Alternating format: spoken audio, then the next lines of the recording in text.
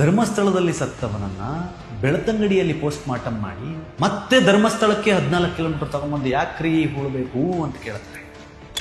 ಬೆಳ್ತಂಗಡಿ ಆಸ್ಪತ್ರೆಯಲ್ಲಿ ಹೆಣದ post mortem ಆದ್ರೆ ಉಲ್ಟಾ ಮತ್ತೆ 14 ಕಿಲೋಮೀಟರ್ ಧರ್ಮಸ್ಥಳಕ್ಕೆ ಬಂದು ನೇತ್ರಾವತಿ ತೀರದ ಕಾಡಿನಲ್ಲಿ ಧರ್ಮಸ್ಥಳದ ಕಾಡಿನಲ್ಲಿ ಯಾಕಪ್ಪ ಶವ ಹೂತಾಕಿದ್ರಿ?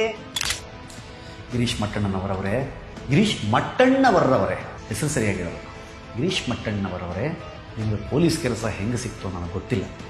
ಆದರೆ ನಿಮಗೆ ಗೊತ್ತಿರಲಿ, ಒಂದು ಅಸಹಜ ಸಾವು ಅಥವಾ ಅಪರಿಚಿತ ವ್ಯಕ್ತಿಯ ಸಾವು ಅಂತ ಆದಾಗ ಯಾವ ಗ್ರಾಮ ಪಂಚಾಯಿತಿಯಲ್ಲಿ ಅಂದರೆ ಪೊಲೀಸ್ ಸ್ಟೇಷನ್ಲಿ UDR ಆದಮೇಲೆ ಯಾವ ಗ್ರಾಮ ಪಂಚಾಯಿತಿಯಲ್ಲಿ ಆಗಿರುತ್ತೋ ಅದೇ ಗ್ರಾಮ ಪಂಚಾಯಿತಿ ವ್ಯಾಪ್ತಿಯಲ್ಲೇ ಆ ಶವವನ್ನು ಹೂಳಬೇಕು.